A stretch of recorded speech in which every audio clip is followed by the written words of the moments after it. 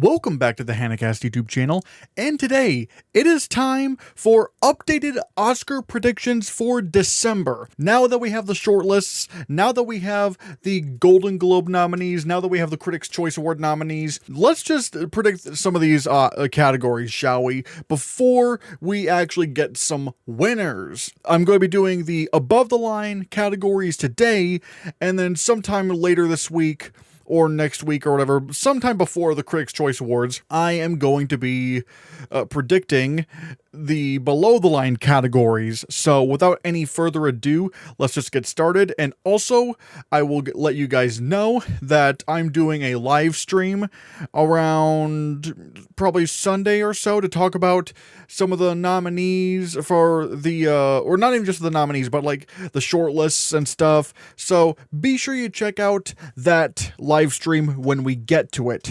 All right, let's just talk about some of these predictions. I will say, okay, One Battle After Another, currently it's doing very, very well right now, but Sinners is surprising me. It's kind of surprising me, because I was kind of worried that, like, Sinners was going to end up like Barbie or whatever, where, like, Barbie was getting nominated for a lot of awards, but wasn't really winning anything that significant. By a pretty decent margin, like, Sinners is number 2 for the most Best Picture wins, and we'll talk about director here in a bit, which again is also another pleasant surprise.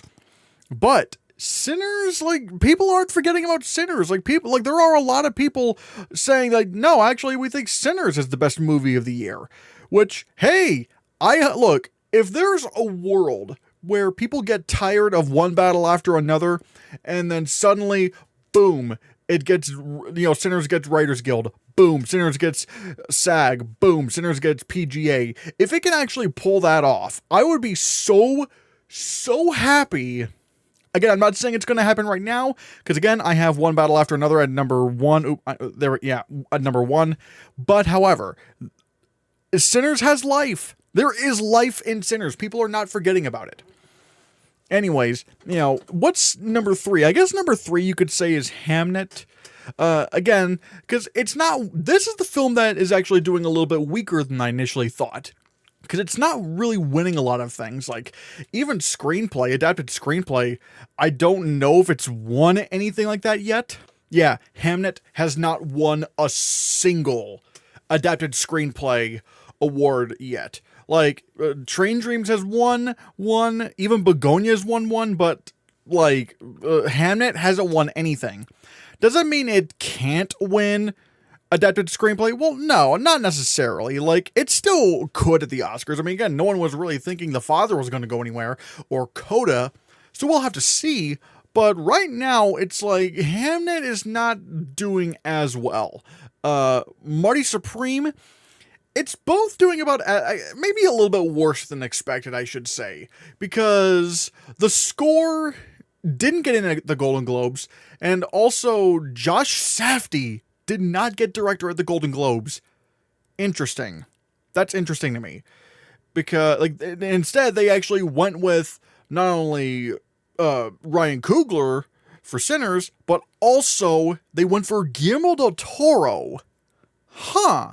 The Golden Globes, the new Globes, went for Guillermo del Toro. That's fascinating. So I'm kind of wondering what's going to happen with Marty Supreme. Because, like, is Timothée Chalamet going to be, like, the only major win or really the only win the movie gets? Because I was wondering, maybe it could be competitive for original screenplay, but even then, like, looking at the trackers, okay, Marty Supreme has a couple, but, like, Accident has 5 wins, and Sinners has 9.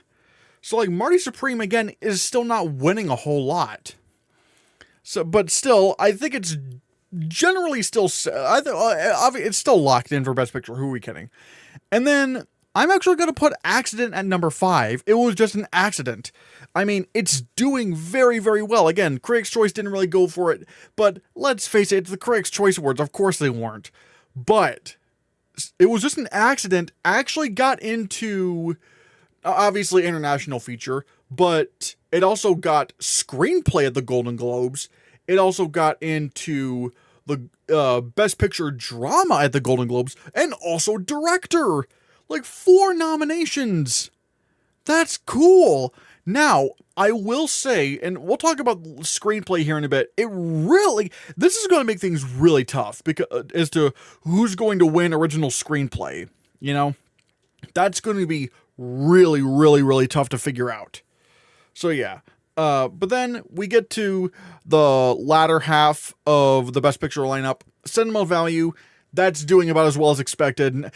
Even though Elle Fanning is not really doing as well in the critic circles, I mean, she's doing fine so far. She got Critics' Choice, she got a Golden Globe. It's like, the movie's not really missing a beat, really. And then there's Frankenstein at number 7, which maybe that could be higher, but I think at the end of the day, it's still maybe gonna not do as well as it's doing right now. But still, Frankenstein, again, is surprising me. Again, the fact that, you know, Jacob Elordi is really, like, cementing himself as a Best Supporting Actor contender, and Guillermo del Toro getting into the Golden Globes over Josh Safdie. That should have been reversed. I thought it was going to be like Josh Safdie that gets in that Globes, and the Globes were going to be a little bit too prudish to do Guillermo del Toro. But no. So that's fascinating. And then the surprise hit of award season, Begonia. Begonia is doing very well. Again, it got into the Golden Globes comedy musical. All right. But before that, it actually got Critics' Choice. The Critics' Choice 10. That's pretty big. And I know people are like, oh, I don't know if Emma Stone can come along, but now with Testament of Anne Lee just doing so badly, it's like, I don't know. I think Emma Stone might be in there. I think Emma Stone might be in lead actress. And even if she wasn't, the film could still get into Best Picture by simply being in Best Picture and Best Adapted Screenplay. That's still going to happen that way. So there. And then at number 9, I have The Secret Agent. Again, the Golden Globe. Well, not just the Golden Globes, but we'll talk about the Golden Globes first. Because damn, they actually nominated it for Best Picture Drama. That was major. That was a really good get for the film. Really. And not only that, but Wagner Moura is doing incredibly well as well. Like, he's consistently getting nominated in places. Even the Critics' Choice Awards, who don't really nominate a lot of international films in key categories like that. And that's going to be a running theme you're going to be seeing here in a bit. Is that some of these international films are doing pretty well in some categories. And finally, at number 10, we have No Other Choice, which I still think there is life in this film. I know people are saying, oh, it didn't do well on the short list. It's like, who cares? Like, it didn't miss anything that really was too important. I mean, would it have been good to see it in cinematography? Sure. Like, but I don't think that's, like, completely consequential. It's sort of like when people were so shocked that, you know, oh no, The Substance didn't make, you know, sound or score or visual effects. It's over. It's like, guys, like, just because it didn't get in some of the tech categories doesn't mean that it's, like, completely weak altogether. It's just not gonna be a tech contender. And admittedly, I'm probably not gonna put it in editing, which is really, really bad because No Other Choice, like, the editing, it's like, what? And, yeah, at least from, you know, the clips I've seen and stuff. So it's like, what? Regardless. No Other Choice is just not gonna be a big tech player. It's just not. But it can still get in off of screenplay and maybe director. I mean, let's just remember, guys, it still got into Best Picture Musical or Comedy at the Golden Globes over Wicked, The Testament of Anne Lee, and Jay Kelly. All right, that was big. That was big. And also, it got into Best Actor in a Musical or Comedy. Again, that's pretty major. And on top of that, it got into Adapted Screenplay at the Critics' Choice Awards. And that's also big because, again, the Critics' Choice Awards don't really like international films that much. So, like, yeah, is it, like, overperforming in text? No. But, like, I don't think this is that kind of film. I just don't think it's going to be a tech kind of film. So I think we're dooming about No Other Choice. I think it can still get in, alright? As long as it makes the BAFTA Best Film 10. As long as it makes the BAFTA 10 for Best Film, it's gonna be fine. So there. And I don't think they're gonna do Jay Kelly. I don't think they're gonna do, Wicked. So there you have it. Anyways, what else? Oh yeah, I guess we could go on to some of the other films in Best Picture contention, I should say. We have Train Dreams at number 11. Now again, this could easily squeeze in, because it has a decent enough package. You got, adapted screenplay, which I think no matter what, it's probably going to get. Joel Edgerton could get lead actor. The Train Dreams song, Train Dreams, I think is just, I think that's going to be in at the Oscars. And cinematography. I think it's probably going to get cinematography. So that's a pretty good haul. That's a pretty good haul to have. So it definitely has the goods. It's just, I'm not sure how many, international films are going to be actually in Best Picture. Like, if there are 4 neon films, I don't know what would really be able to squeeze out in favor of Train Dreams. And I don't think Begonia is going to be weak enough to where it doesn't squeeze into Best Picture. Again, getting Critics' Choice was pretty big. And it has a good enough haul as is. So I don't know. Again, Train Dreams can definitely make Best Picture, but just watch out. And then at number 12, I have Blue Moon. Now, what you're saying, Blue Moon, what? Well, for one, it made the Golden Globe Best Picture Musical or Comedy category. Again, over Jay Kelly, over Wicked, over Testament to Van Lee. That was big. But also, Ethan Hawke is looking at a Best Lead Actor nomination, which again, that's pretty good for it. And also, I could see this being being the Ricardos, where it gets PGA, but it doesn't get the Oscar. I think it could get PGA if I'm going to be completely honest. So I think that might be where it's headed. Again, we'll have to see. I did see Blue Moon. Didn't really care for it all that much. I kind of hope it doesn't get Best Picture, but I don't know. But as we've seen with the previous 2 years with the new Golden Globes, every film that was nominated, or at least every film that was nominated at PGA, were in either of the Best Picture categories at the Golden Globes. Like for the first year of the new Globes, even Anatomy of a Fall and The Zone of Interest got in. And then the very next year, September 5, despite being completely absent ever since, Golden Globe and Critics' Choice, and even then, it didn't crack the Critics' Choice top 10 for Best Picture. And it didn't make a single BAFTA long list. September 5 made PGA. It made PGA. So, it's kind of ugh. I am kind of wondering if PGA is going to go 10 for 10 with Best Picture nominees. Because I know there is a chance that maybe F1 could do it, but I'm just not sure. I'm just not sure. Still. And then we have Jay Kelly at number 13. The fact that this movie is just kind of flopping in some way, shape, or form everywhere it goes is not great. Critics' Choice, it got, Best Picture and Best Screenplay and stuff like that, but also George Clooney didn't get Best Actor. It's kind of weird that you're nominating a movie that's basically like a George Clooney circle jerk, and George Clooney isn't even nominated. What? So that's kind of alarming. And then the Golden Globes happened, and not only did Jay Kelly not get in, as well as, Wicked for Good, and we'll talk about Wicked for Good here in a bit, but Jay Kelly and Wicked for Good, they lost out on nominations to, Blue Moon, and more especially Nouvelle Vague. What? Huh? That was especially crazy that happened. Good God. So, I'm just kind of the fact that Jay Kelly couldn't even do that, and even at the Oscar shortlists, it did really, really bad. It didn't get cinematography, it didn't get casting. Casting was kind of a no-brainer for it to get, and it didn't even get that. Like the only shortlist it got was score. That I feel like is consequential. Again, unlike No Other Choice, which again, it's an international film that's already in the mix with a bunch of other neon international films.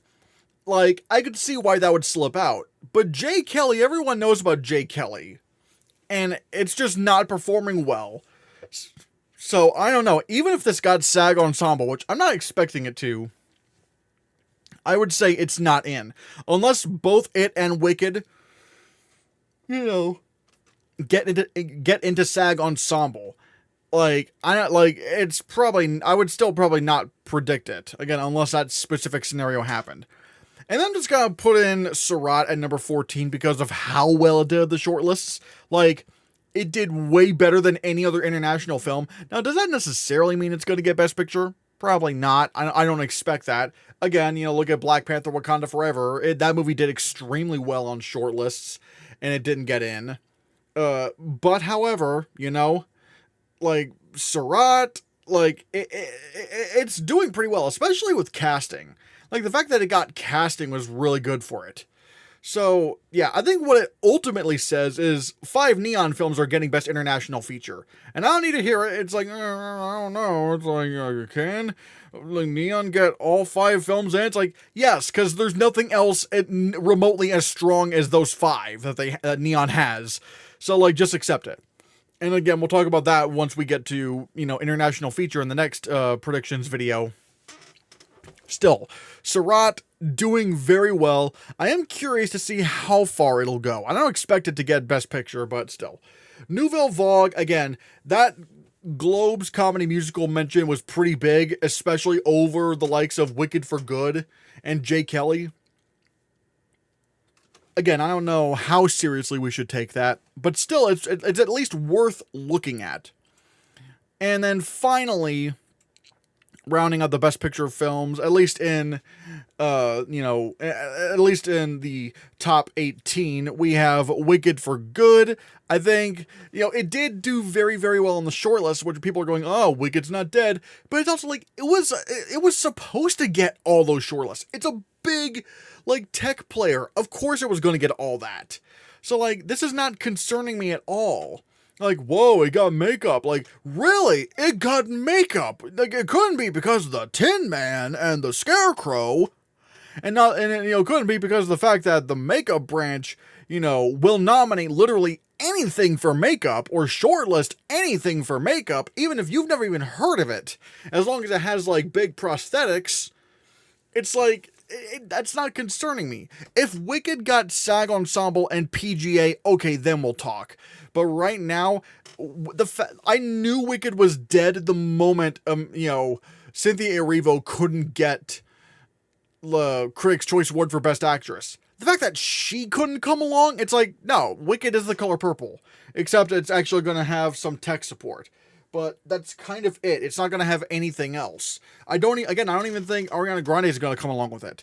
And then The Testament of Anne Lee. Holy hell. Not one shortlist? Not one shortlist. Like, it's weirdly enough only kind of gotten worse. Like, its trajectory. Because I thought it was maybe going to slowly get better. Like, maybe Critics' Choice will nominate it for a couple of categories, but then Golden Globes is going to do it pretty well, and then it's going to do pretty well in the Oscar shortlist. No, the exact opposite happened. It peaked at the Golden Globes. No, it peaked at the Critics' Choice Awards, because Amanda Seyfried got lead actress, and Clothed by the Sun, got into Best Original Song. Okay, great. But then the Golden Globes came along, and then Amanda Seyfried was the film's only nomination. And hell, it couldn't even get into, Best Comedy Musical Picture over Nouvelle Vague. Again, a movie that no one cares about. And it couldn't get in. What? And then at the Oscar shortlist, it just completely blanks. Not even Clothed by the Sun could get shortlisted for song, which, that's disgusting. Clothed by the Sun was amazing. Why that didn't get shortlisted for Best Original Song is beyond me. But still, Testament of Anne Lee's done. And if I'm being honest, I think even Amanda Seyfried is in trouble. Because, the Academy just outright rejected The Testament of Anne Lee. Just outright rejected it. So yeah, and then War of the Worlds, we will still hold out hope. It didn't make a single shortlist, but we all know in our hearts that War of the Worlds deserves it. Anyways, director. Yeah, Paul Thomas Anderson. I wish he wasn't winning for this, but Jafar Panahi, he's probably about as locked up as you can get. At least in terms of, securing a nomination. Because, he's getting nominated for a lot of awards. He even got the Golden Globe nomination for director. That was pretty big. The film overall is just really strong, and apparently the film is even, I think, leading with critic wins for international feature, which is great. People just love Jafar Panahi as a director in this film. And having seen It Was Just an Accident, I thought his work was absolutely stunning. My God, man. He so deserves a director nomination for this. To make a movie this thrilling and this exciting, and yet he had to do it all in secret. I don't know how you do that. That's crazy. So yeah. Joachim Trier, sentimental values, again, it's doing as well as it really needs to be doing, so it's fine. And then I'm actually putting Ryan Coogler back in. I'm actually putting him back in. And I'm pleasantly surprised to be doing so, because my whole thing was, I don't know, the blockbuster directors seem to get snubbed. But he's actually winning some awards. He's actually winning.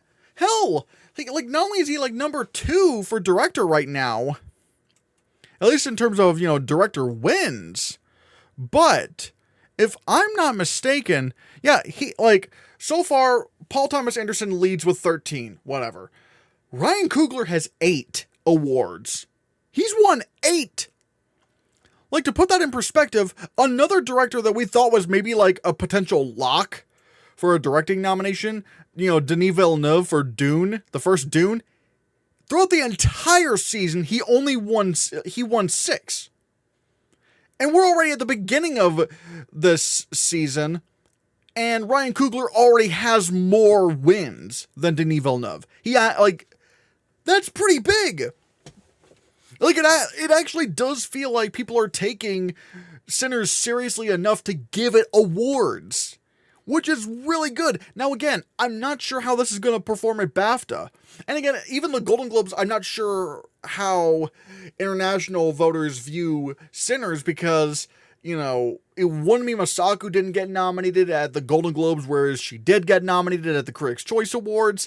So I'm not sure how BAFTA is going to respond to this. And again, the BAFTA nominations are coming after the Oscar nominations, so I don't know what they're going to do. But still, the fact that Ryan Coogler is solidly number 2. It's not even the next one down, again, he has 8 wins. Ryan Coogler has 8 wins. The next one down is Jafar Panahi with 2 wins. 8 versus 2. That's really good. And even with Paul Thomas Anderson, it's 9, 10, 11, 12, 13. Just 5 more than Coogler. I think Ryan Coogler might actually end up getting that director nomination. Because again, let's take a look at, Greta Gerwig for Barbie. To my knowledge, she wasn't really winning anything. Yeah, she won 4 awards. Christopher Nolan won 44 awards, Jonathan Glazer won 6, and Martin Scorsese won 5. Again, Ryan Coogler has more wins than Jonathan Glazer that year. Hell, let's look at other number 2s for, the director wins, shall we? Okay, I will. Oh, wait. Okay, so Denis Villeneuve has, for Dune Part 2, had 10 wins. But again, that was throughout the entire season. But also, Sean Baker only had 10 wins. So I don't know. So maybe okay, it is weird. Brady Corbet had 18 wins last year. Coralie Farja got 12 wins. Denis Villeneuve and Sean Baker both had 10. But again, that was for the entire season, and right now, the season's just kind of just starting, and it seems like Ryan Coogler is probably going to win some more awards. And then, below those two, Ramel Ross had 9. So I don't know. I think if if Ryan Coogler can get a few steps above Denis Villeneuve for Dune Part 2 in terms of director wins, then I feel like he could be in safe territory, maybe. He could be in safe territory. I mean, also, I guess it also does help that, the Golden Globes didn't nominate Denis Villeneuve for Dune Part 2, but yet they did nominate Ryan Coogler for Sinners. So there was that. And looking at some of the other number twos, oh yeah, like during the Everything Ever All at Once year, Todd Field was at number 2 with 5 wins versus, the Daniels with 42 wins. Okay. And I'm kind of looking at, 2020, the pandemic year. Chloe Zhao had 53. And the next one down was Regina King with 4. So again, Ryan Coogler has a lot of wins. He has a lot of wins. Again, let's start seeing those numbers rack up, because there's still a lot more awards to go. But the fact that Ryan Coogler is already at 8 wins is very, very strong. It's a very good case for him to be nominated for Best Director. Because again, it shows that they're actually taking Sinners seriously. I guess you could also say, because again, like, with Dune Part 2, winning 10 director awards, I guess another thing that does help Sinners' case is that despite, Denis Villeneuve winning quite a bit of directing awards, Dune Part 2 only won 7 awards, whereas Sinners has 8. And again, that was throughout the entire season. And Sinners is probably going to win more awards as the season goes on. So, yeah. And then at number 5, I do have Chloe Zhao for Hamnet, because there is an argument to be made that the People's Choice winner, doesn't always get nominated for director. I mean, sometimes they do. You had Steven Spielberg for The Fabelmans. You had Kenneth Branagh for Belfast. I guess you could also say Chloe Zhao for Nomadland, but that was also the pandemic year, so I don't know how to go about that. But, some of the others over the years, American Fiction didn't get a director nomination. Looking at Green Book, that didn't get a director nomination. Trying to think of what else happened. Jojo Rabbit, that didn't get a director nomination. So it is kind of half and half in a way, I guess. But I don't know. We'll have to see. I guess it really depends on how strong is the international reach going to be for the Oscars this year. How strong is that international reach going to be? Because at number 6, you definitely have Park Chan-wook for No Other Choice. I've taken him out of director because, I don't know, maybe this could get in with just picture, international, and screenplay. Maybe editing, but I don't know.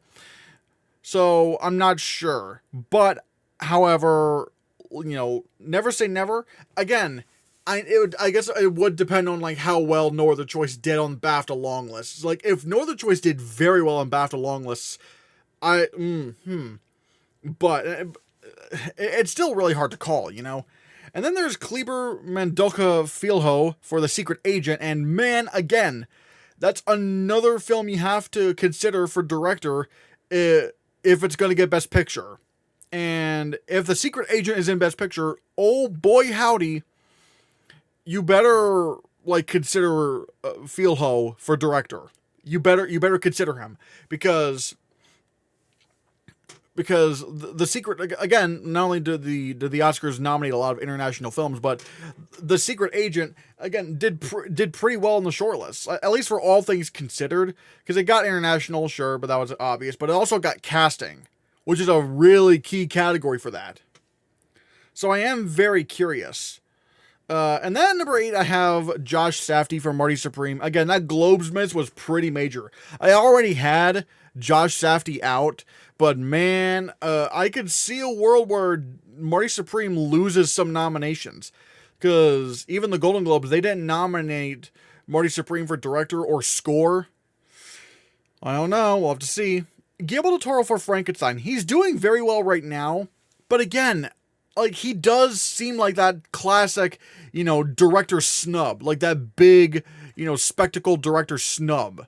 And even right now, Guillermo del Toro is not winning any awards. And same thing with Josh Safdie. Neither of these two are winning any of the, are winning any directing prizes at the moment. So, And then I just have like Yorgos Lanthimos at number 10 for Begonia because mainly because it's in Best Picture and I don't want to doubt any Best Picture nominees. Like if something's in Best Picture, it's going to be in my Director 10. So yeah.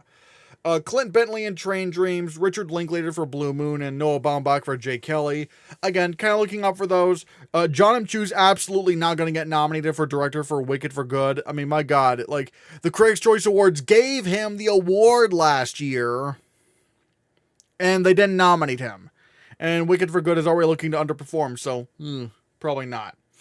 Anyways, original screenplay. This is tough between Sinners and Accident. It is really, really tough between these two because they both have a very strong path. Because on one hand, Accident could win the Globe and the BAFTA, but Sinners could win the Critics' Choice Award and the Writers Guild Award. But at the same time, Accident is not nominated in either of those categories. So, And I don't think Marty Supreme is just going to suddenly win Writers Guild or Critics' Choice. Like, it seems like they're just kind of going all in on Sinners. And that's another thing to consider with Sinners. It overperformed on the Oscar shortlists. Like, it even got visual effects. I don't care what anybody says. That was a shock that it actually got into visual effects. Because the Oscars don't just typically nominate or put something in the visual effects shortlist just because it's in Best Picture. Like, they didn't do that with Oppenheimer. They didn't do it with The Substance. They didn't do that with Everything Ever All at Once. So, like, I know people are saying, oh, what, you were shocked? It's like, yes, I was shocked. It was not like that. The Oscars don't always do that. So what it tells me, the fact that Sinners got on every shortlist imaginable, at least that the Oscars have, that Sinners could compete in, like, that's pretty big. That shows that the Academy really, really loves this movie. And I feel like also another argument I have to make is that considering I'm already predicting Sinners for a ton of awards, especially if it is indeed number 2 for Best Picture, and who knows, maybe could still contend for the win. It has a path if it wanted to. Again, if we are to assume that, One Battle After Another would fall into the La La Land territory of people, or the Boyhood territory of people getting sick of the film, hopefully that happens. But still, Sinners, I'm going to assume, because of Sinners' big nomination tally, the potential, like even without Ryan Coogler and Michael B. Jordan, the film would still have 13 nominations. It would still have 13 nominations on my part, like in my predictions. And I'm not even doing it in visual effects. Like, if the Academy will take Sinners as seriously as I think they're going to take it, and the fact that it is, performing very well and wins, then I feel like there's not much of an argument against it for original screenplay, because it's like, at that point, it'd be kind of weird to not give it original screenplay if they're going to nominate it for that many Oscars. And it doesn't really, and unlike Emilia Perez, which, like, yes, Emilia Perez also got 13 nominations, and people were like, so people are like, I don't know, I mean, anything could fall down. Sure, but also Emilia Perez was in, like, the worst, like, award scandal that I could think of. Sinners everyone seems to love Sinners. Like, so there's not really an issue there. But again, Accident can still win. It could win the Golden Globe, it could win the BAFTA, and Sinners could win the Critics' Choice Award and the Writers Guild Award. And if that happens, we are in for a night. We are in for the screenplay, like, battle of the century. And then you got, Sentimental Value and Marty Supreme. I think they're solidly in there. At this point, I don't think they're going to win. They're not really in win contention. I genuinely don't see a world where Marty Supreme somehow beats Sinners at the Writers Guild Awards. Like, no. Like, Sinners is going to win Writers Guild. And then, at number 5, you could do a few things. You could do Sorry Baby, which I have at number 6. You maybe could do Weapons, but I don't think Weapons is going to happen. Yes, it got Critics' Choice, but however, let's be fair here. Weapons got in at Critics' Choice because the Critics' Choice Awards don't really like international films that much. They did not nominate Accident, even though that is like a top 5 contender for Best Picture. So, like, what? So I'm going with this, but I'm going with The Secret Agent for number 5 because I still think it is best to hedge your bets on Best Picture films. Generally speaking, you want to do that. Now, granted, I'm going to contradict myself here in a little bit with what I have in for adapted screenplay, but I have my reasons. But The Secret Agent's already doing pretty well with the Academy. Again, we already know that Wagner Moore is going to get nominated for lead actor, sure, and obviously International's coming. But again, that casting mention is big.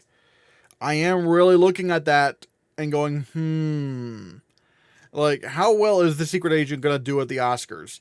Because if I'm Still Here had more time to simmer, it probably would have gotten adapted screenplay, and it probably could have maybe been in more contention for director.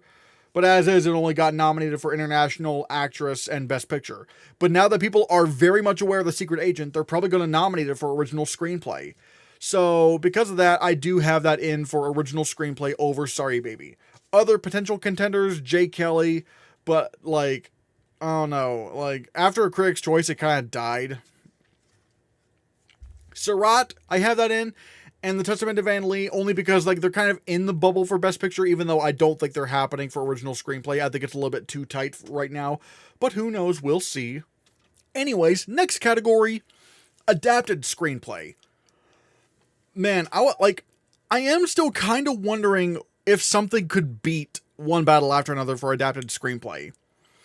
Because the last time that there was like a complete sweep where every precursor, Golden Globe, Critics' Choice, BAFTA, and the major guilds, the last time a film had a complete clean sweep to Best Picture, won all those precursors in picture, director, and screenplay, was Slumdog Millionaire. Like, other times, like, when a film does win all three, it's usually when the race is kind of messy, like, or when the race was initially messy, like with Honora, like Everything Everywhere All at Once, like Parasite, or Coda, or, movies that kind of stumbled into messiness. Which I guess that would be Coda. And then there was also The King's Speech. Like, that wasn't winning everything initially. So, with One Battle After Another, I don't know. I just don't see... I'm just not sure if it actually will win all three of those, like, in just a complete clean sweep. Either there's some sort of road bump, or it's probably not going to win all three. But I don't know what to do. Because No Other Choice is kind of on the bubble for Best Picture. We'll have to see. I mean, like, I do have it in Best Picture right now. Actually, I don't know why I have that below Train Dreams. It really should be above Train Dreams. Because I do have it in Best Picture. There we go, fixed it. Because the thing is, if No Other Choice does get into Best Picture and adapted screenplay, I do think there is a chance it beats One Battle After Another for adapted screenplay. Because again, we already know that, Paul Thomas Anderson's going to win Best Director. So they could decide to split it up a bit.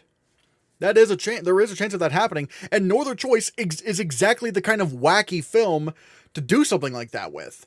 So we'll have to see.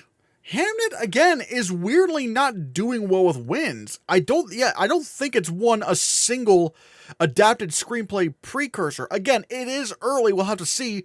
But again, Begonia and Train Dreams at least have something. And again, if I do have Begonia in Best Picture, so I think it's fair to have it in adapted screenplay. Now, here's the interesting question you might have. Again, if I'm prioritizing Best Picture films, how come I have Train Dreams, a film I have at number 11 in adapted screenplay? Or at least, no, it's at number 11 in Best Picture, but I have it at number 5 in adapted screenplay. But Frankenstein, which I do have solidly in Best Picture, is out of the adapted screenplay 5 at number 6. Well, I can see a world where Frankenstein is left out of adapted screenplay, because sometimes the big spectacle films get left out of screenplay, like Dune Part 2. Even if it doesn't really make a whole lot of sense for it to miss adapted screenplay, or really just for blockbuster films to miss screenplay at all, like, sometimes they will snub those to give room to films that are more dialogue driven, which is why I do have Train Dreams in. And ironically enough, this is kind of similar to Dune Part 2 getting snubbed for adapted screenplay over, like, or at least, so that, Sing Sing could get in, because Sing Sing was written by the same guys that wrote Train Dreams. So, So I do think Train Dreams does get nominated for adapted screenplay. I think that might be coming. Number 7, and actually, well, first, before I move on, I think that is pretty much where the list stops. Like, it's gonna be the top 6.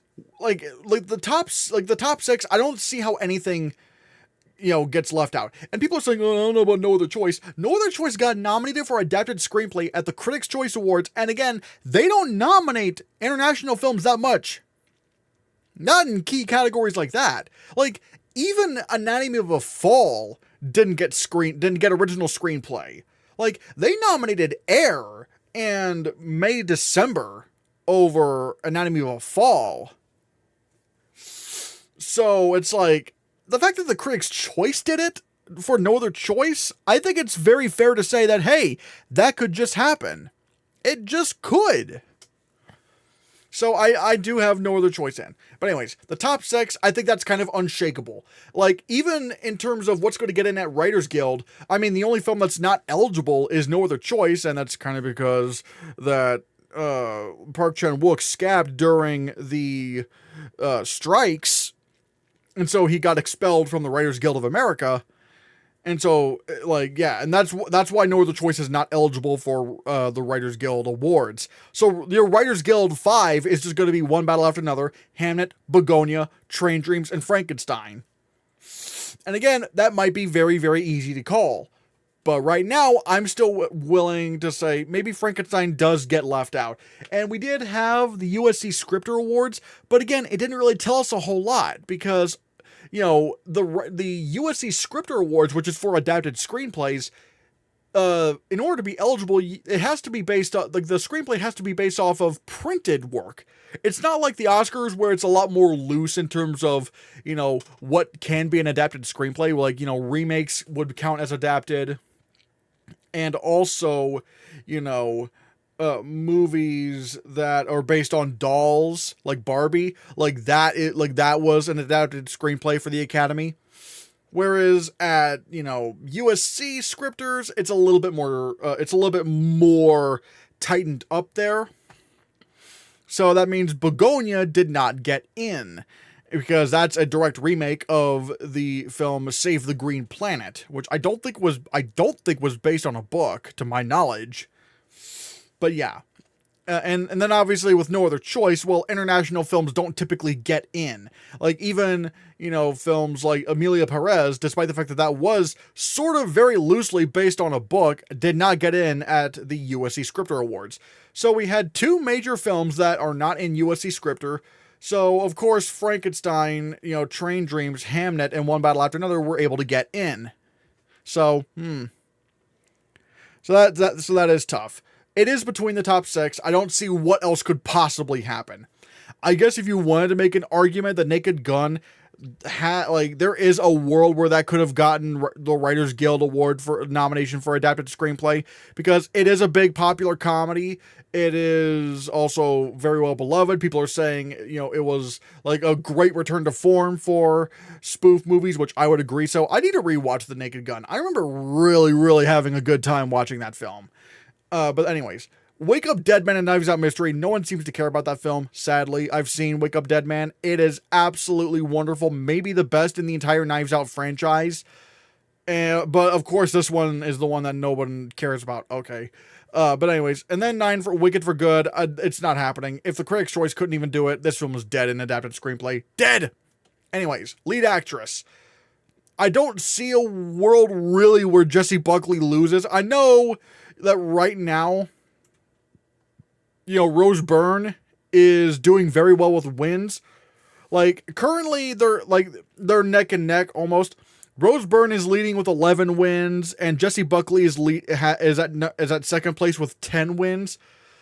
But let's face it, yeah. I don't really think, Rose Byrne is going to suddenly, beat all the other actresses for well, best actress, I should say. Like, I don't think she's gonna win, but again, it's like it is looking good for her. And I think what really helped was that a couple of big contenders ultimately did not turn out to be as strong. Because let's look at some of the other contenders. Okay, Jessie Buckley, I think she's winning. Hamnet is like top 3 for Best Picture. People are saying, oh yeah, it's her time. She's amazing in the film. She's gonna win. All right, whatever.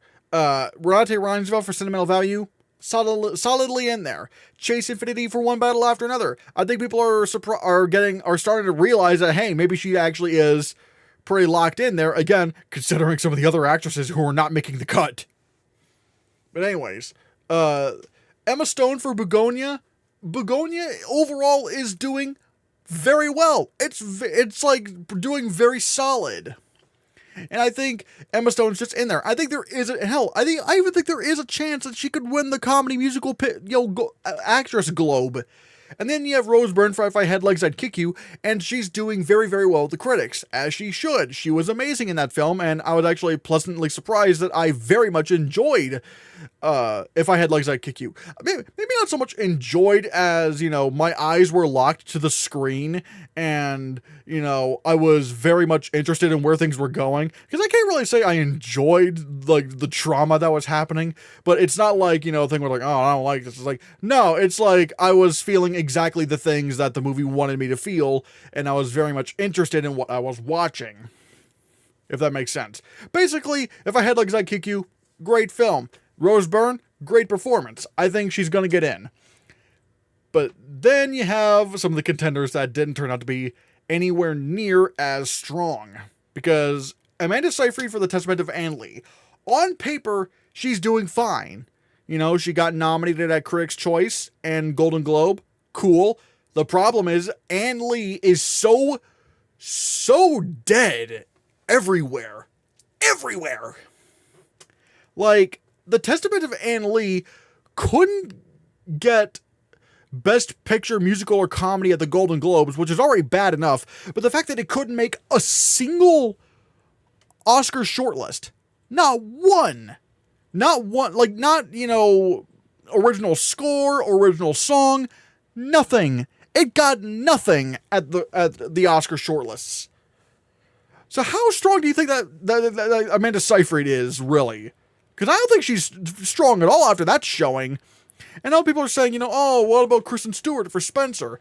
Like, there's a couple of big differences. Okay, well, for one, it's raining right now, so you might be able to see, I don't know if you'll be able to hear, the rain, but apparently there's going to be thunderstorms, so, whew. But anyways, for one, the Oscars at least did shortlist, Spencer for something. It did get score, and that was in a list of 15, whereas now it's 20. And now and the fact that Anne Lee couldn't get in the list of 20 is really bad. But also, Kristen Stewart at the time was the critics' sweeper. Amanda Seyfried is not. She has not won a single award. So again, that's not great for her. That's not great. So yeah, pretty bad. And then there's also Cynthia Erivo, who I have at number 9 for Wicked for Good. And I knew the moment, okay, yeah, like I was already expecting her to get snubbed because once the reviews came out for Wicked for Good, I was like, oh, okay, so like Wicked's just not a Best Picture thing. It's considered a disappointment. I think this is gonna hurt the actresses even. And then, boy howdy, I was right when Critics' Choice happened, and even though they nominated Wicked for Good for Best Picture, they said nope to Cynthia Erivo. They said, nope, we don't want you. Damn. If even she couldn't get in when the film was in Best Picture, again, her chances are not great. So, yeah, and I think that's actually helping Rose Byrne's chances for a nomination because, again, like the fact that Anne Lee and Wicked are doing this badly is like, I think that does help her. Then you got, Kate Hudson for Song Sung Blue. I mean, she could probably get SAG, but also, like, I'm not really convinced. Like, sure, Golden Globe and SAG, whatever. But like at least what you could say with Naiad was that, Jodie Foster was consistently getting nominations, and the film, like Naiad, was popping up in some areas. And ultimately it ended up getting an adapted screenplay nomination at the Writers Guild Awards, and the film the film won Best Supporting Visual Effects at the Visual Effects Society Awards over Napoleon. Like, Naiad was doing pretty well for the most part. Song Sung Blue, again, like, Kate Hudson's the only thing that the movie has going for it. So I think, like, she's a red herring. She might pop up at SAG, sure, but I don't think she's going to get in at the Oscars. I don't think so. And I will say Eva Victor is doing a little bit better than expected. Like, Sorry Baby's like popping up in some screenplay categories, and she even managed to get the Drama Actress Golden Globe nomination over some more popular actresses. So that was a great get for her. I don't think she gets into the Oscars, but still, like, she has done better than expected.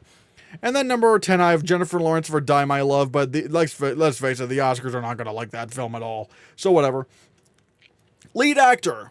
All right. Like, again, top 6 is kind of undeniable in whatever order you have them in. Okay, well, at the very least, like, Timothy Chalamet and Leonardo DiCaprio, they're in no matter what. Like, those two are locked in no matter what happens. Wagner Moura, the fact that Wagner Moura even got in at Critics' Choice shows how strong he is even on his own.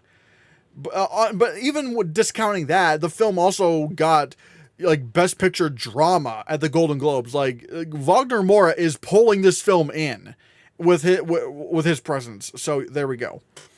Now, who's going to win lead actor is kind of interesting, because right now Timothée Chalamet is doing very well. Actually, let me look at the winner tallies so far. Oh, wait. Interesting. Timothée Chalamet is technically number 3 for wins, because Leonardo DiCaprio and Michael B. Jordan are tied at first place with 6 wins each. Ethan Hawke is in second place with 5 wins, and Timothée Chalamet is at third place with 4 wins. Now, to be fair, Marty Supreme has not come out yet, so maybe not as many people have seen it. But however, it is interesting that Leonardo DiCaprio, and I've always been saying, if One Battle After Another is winning Best Picture, you have to consider the idea of Leo winning his second Oscar. I've been seeing some people in the comments or even on Award Expert, saying, no, there's no way Leo can win this. He's not. There's no chance. No chance. What are you talking about? This is a film that could potentially break the all-time record nomination. I'm not saying it's going to. I can't guarantee that, but it could. There is a realistic chance of that happening, and all it needs is one costume design nomination and 1 makeup nomination to do that. And that's not the craziest thing to imagine. But anyways, so if the film is going to be that strong, you have to entertain the idea of Leonardo DiCaprio winning his second Oscar. You have to entertain that. That's absolutely possible. And again, you have Wagner Moura for The Secret Agent. He's probably going to win the Drama Actor Globe. All right, cool. I think that's going to, he's getting a nomination. Ethan Hawke for Blue Moon. Even though Blue Moon's not looking that great for Best Picture, I do think he's the one thing pulling the film. I think he is going to get a nomination for this. And then the number 5 slot is interesting. I've decided to put in Michael, ever since I saw, how well Sinners was doing with wins overall. I mean, especially since Michael B. Jordan already is tied with first place. I think he's looking pretty in there. I mean, again, let's compare this to the best example. Again, the best comparison I can make for a big popular film that was getting tons of nominations, Barbie. Margot Robbie only had 2 wins throughout the entire thing.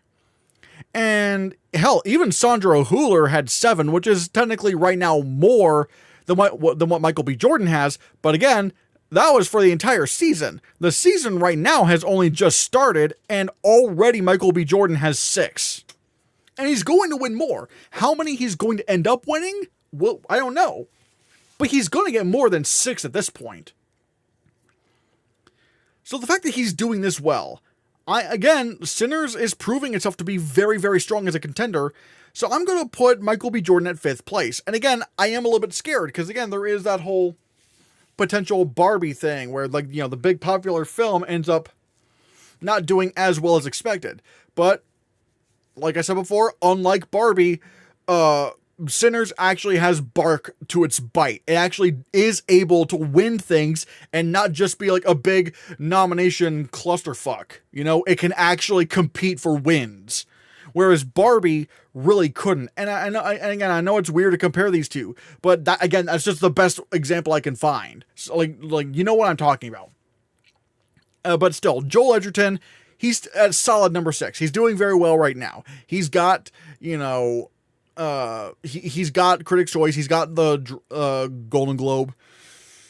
What the SAG 5 is going to look like is going to be very interesting, because can Wagner Moura actually get SAG? Can he actually? I'm very curious about that.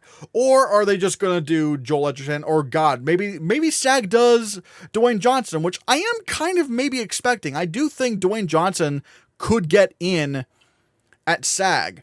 And and the reason why I have Dwayne Johnson all the way at number 7 is purely because of the fact that Emily Blunt got into supporting actress at the Golden Globes. When these two are paired together, they are strong. Like they are strong. And I could see a world where SAG comes along and Dwayne Johnson gets nominated for Best Actor and Emily Blunt gets nominated for Supporting Actress. I think that I might actually go with those two at SAG. So I am kind of looking at that. And maybe Wagner Moura doesn't get in that SAG, but again, you know, SAG is not always friendly to international performances. I mean, hell, like, you know, look back at the Oppenheimer year. The Critics' Choice Awards nominated Sandra Hüller, but, you know, the SAG Awards did not nominate her. So we'll have to see, but, and also the SAG Awards did not nominate Fernanda Torres for I'm Still Here. Again, like, this film is pretty well, like, The Secret Agent is being seen quite a bit, but also at this point, you could also say, you know, Anatomy of a Fall was as well. So, I don't know. At number 8, I think Jesse Plemons for Begonia. Even though I think Begonia is in Best Picture, I just don't think Jesse Plemons is strong enough to crack the top 6. I think, you know, there's too much competition right now. And I guess one could maybe even argue that Jesse Plemons doesn't even stand out that much in Begonia. I don't know, but still. Number 9, George Clooney for Jay Kelly. Again, his chances were kind of dead. Again, similar to Cynthia Erivo, the moment Jay Kelly was nominated for Best Picture at the Critics' Choice Awards, but George Clooney did not come along for the ride in Best Actor, that was a problem. That's a big problem. So if he's that expendable, then ugh. Number 10, Jeremy Allen White for Springsteen, Deliver Me From Nowhere. Similar to Dwayne Johnson, I could see him getting into SAG, and I guess it does help that Springsteen did make the sound shortlist, which was pretty random. But again, I don't think it happens, but we'll have to see. Number 11, there is Lee Byung-hun for No Other Choice. He did get at the Golden Globes, but No Other Choice, I think its best day is looking, the film's looking at picture, adapted screenplay, editing, and maybe director. That is its best day. But again, the top 6 is a bit too strong. And number 12, this sucks. Daniel Day-Lewis for Anemone. Why didn't he get in at the Globes? Like, why? Like, I get if you may not like Anemone all that much. Whatever. Daniel Day-Lewis is still fantastic in that film. I can't believe I'm saying this, but Daniel Day-Lewis is giving the most underrated performance of the year. No one seems to care about this film. Or at the very least, no one seems to care about him. He has 3 Oscars. I don't care. Give him another for all I care. Like he is absolutely incredible in Anemone, but no one seems to care, which is just disgraceful. Because again, he gives another all-timer performance. But whatever. I digress. Number 13, Ice Cube for War of the Worlds. Honestly, maybe he should be winning. It's you? It's you. How could you? Still. Supporting actress. Top 3 are locked. Tiana Taylor for One Battle After Another. Inga Ibsdottir Lilius for Sentimental Value. Elle Fanning for Sentimental Value. Alright, cool. They are locked in. Even though Elle Fanning's not doing the greatest with nominations right now in the critics groups, she's getting in where it counts. Critics' Choice and Golden Globes. Now, I will say there maybe is a chance that she is Margaret Qualley in The Substance, where maybe she ends up getting snubbed out, which would be crazy if that were the case. But I'm not going to do that right now. I'm not going to do that right now. Then I think at number 4 I will have Wunmi Masaku, because like Sinners, again, if Sinners is going to be this strong of a contender, I don't see how you don't nominate her. And she did get in at Critics' Choice, and she did win the Gotham Award for supporting performance, so it makes me go, because SAG is going to love Sinners, and apparently she's British, so maybe she gets nominated at the BAFTAs as well. I don't know, maybe. And then there's that 5th slot, which people are probably going to say, why do you have the Marty Supreme actresses at number 5 and 6? Like, I have Odessa Azion in the 5th slot and Gwyneth Paltrow in the 6th slot. You're probably going, Christian, what are you doing? Like, Marty Supreme did not get any of the supporting actresses in at either Critics' Choice or Golden Globe. What are you doing? Are you insane? Maybe I am. Maybe I am a little bit insane. But however, like, you know who else wasn't doing as well initially with the precursors? Monica Barbaro for A Complete Unknown. That was another film, and ironically enough, that also starred Timothée Chalamet. But still, more importantly, that was a film that did not really have a festival run. It went straight to theaters on Christmas Day, and it got that late push. Now, granted, I am kind of wondering if Marty Supreme could get that late push. I'm not exactly sure. We'll have to see. But, I think maybe Odessa Azion might get in over Gwyneth Paltrow because people are talking about her more. And also, to be fair, Odessa Azion does have a few nominations. She has 1, 2, 3, 4, 5, 6, 7, 8 nominations, which is pretty good. No wins so far, so but I do feel more comfortable with her getting in than someone like Emily Blunt, who does have the Golden Globe, which is big, and she's probably going to get SAG, but the Smashing Machine is so not a Best Picture contender. I feel like she's going to be like a red herring. And even same thing with Ariana Grande, which I have Ariana Grande at number 9 here because Wicked for Good is falling. It's just not doing as well. Again, the moment you take out, Cynthia Erivo and lead actress, like the whole film just starts to crumble down. So yeah. Again, like I said, Emily Blunt in The Smashing Machine I have at number 7 because, I feel like she and Dwayne could get into SAG, which people are going to think, are they getting into the Oscars? I just don't think that's happening. I do have Amy Madigan in for Weapons at number 8. Now, yes, she is getting like Critics' Choice and Golden Globe. And even in the critics groups, she's doing very well. She has, I think, the most nominations and the most wins right now, which again, that is very compelling, but I still worry. About Amy Madigan getting snubbed because the film is just still so not a thing the Oscars typically do. And to be clear, I'm not hating on Amy Madigan. I think she does deserve a nomination for this. Her performance in Weapons was really, really good. I think she does deserve it. I just don't know if I trust the Academy enough for them to do so. So, we'll see. We'll see if she can get in. But I'm just not sure about that right now. Emily Watson for Hamnet. If Hamnet were stronger, maybe. But also, like, I don't know. Like, we're not going to have BAFTA, so that's not going to help us a whole lot. I'm kind of looking at it right now. Oh, wait. Yeah, it looks like she has not been nominated anywhere right now. She has not gotten a single nomination right now. I'll tell you who should be nominated. Like, Glenn Close for Wake Up Dead Man. She was fantastic in the film. And at number 11, I have Regina Hall for One Battle After Another. Again, there is a chance that she could get SAG, and I will say, if she does get SAG, I'm going, maybe she does get nominated. Maybe. Because One Battle After Another is really strong right now. And usually, having just, like, lone SAG is not great. But if you're a Best Picture nominee, Monica Barbaro was in, you might be able to overcome that, because usually the SAG surprises where it's like they only get SAG and none of the other big precursors, but they end up not happening because they're just not really in Best Picture contenders, like Penelope Cruz in Ferrari or Adam Sandler in Hustle, stuff like that. So I don't know. We'll have to see. And then finally, we're going to be talking about Best Supporting Actor. Benicio del Toro winning a lot of awards.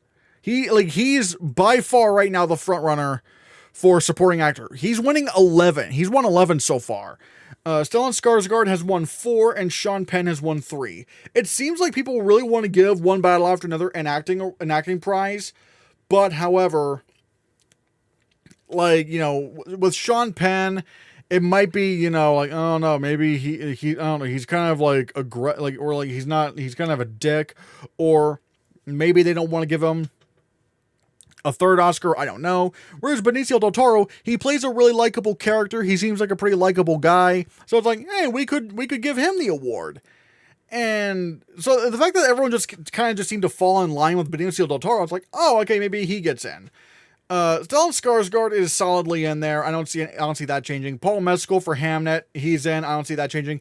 And then there's that 5th slot, which could be one of 3. Like, I guess there's a few options.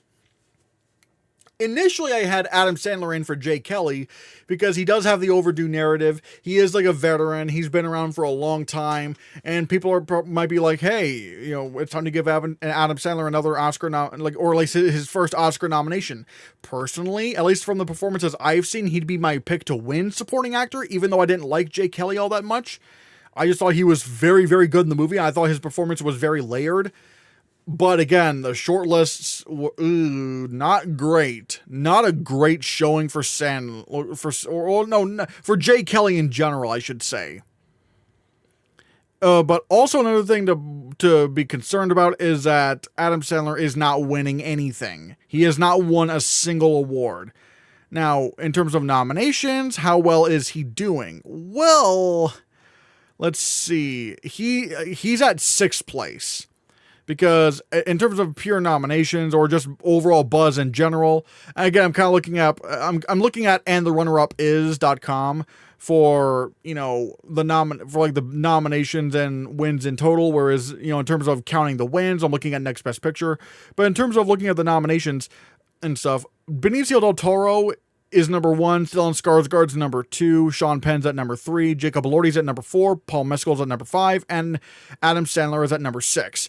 I genuinely, no matter what happens, this top 6 is locked. No one else is going to crack the top 6 to my knowledge. I mean, we'll have to see, but I don't see it happening right now. So I do have Jacob Elordi in for Frankenstein because Frankenstein is a very strong contender right now. And I was kind of worried that maybe they would overlook him, but I don't know. Like, maybe they might just fall in line. I mean, the fact, again, with the top 6, it's like the fact that both Critics' Choice and Golden Globes agreed on what the top 6 were. They don't usually do that. They don't usually agree fully on who's in. Now, whether who's going to get in that SAG, that's going to be interesting because, you know, is SAG going to love sentimental value? You know, is SAG going to go, again, pretty much in line? Or, and what would happen at BAFTA? Because BAFTA, if we had the BAFTAs, before the Oscars, maybe Andrew Scott could get in for Blue Moon. And again, I am suspecting Blue Moon could be something. I don't think it's Best Picture, but I think it could be something. And I can see a world where Andrew Scott gets a nomination for supporting actor. I could see that happening. And as much as I would love for Miles Caton or Delroy Lindo to get in for Sinners for supporting actor, I don't think they're happening. Again, who knows? If one of them gets nominated at SAG, I'm taking that very seriously. Because I'd be like, oh my god. And again, it will truly be the battle between One Battle and Sinners up to that point. Because that would be amazing. Another possibility would be William H. Macy for Train Dreams. If the film were to have, on its best day, William H. Macy would definitely come along with the ride. And then Jacoby Jupe for Hamnet. Hamnet's very strong. People really like Jacoby Jupe, but no one really seems to care about giving, or at the very least, like, the Academy just does not like to nominate kids for acting awards, sadly. So yeah, guys, those are my updated December Oscar predictions for the above the line categories. Again, in the next few days, watch out for my below the line predictions. And remember, I do have a stream. I'm doing a stream where I'm talking about the shortlist, talking about the state of the Oscar race and all that stuff. I'm talking about all that on Sunday, this upcoming Sunday. So tune in for that. And so, yeah, guys, now I'm going to pass the question off to you. What are your December above the line Oscar predictions? Let me know in the comments below what you think. And be sure you hit that subscribe button, because if you don't, Sinners won't have any chance of winning Best Picture. And that'll make me cry.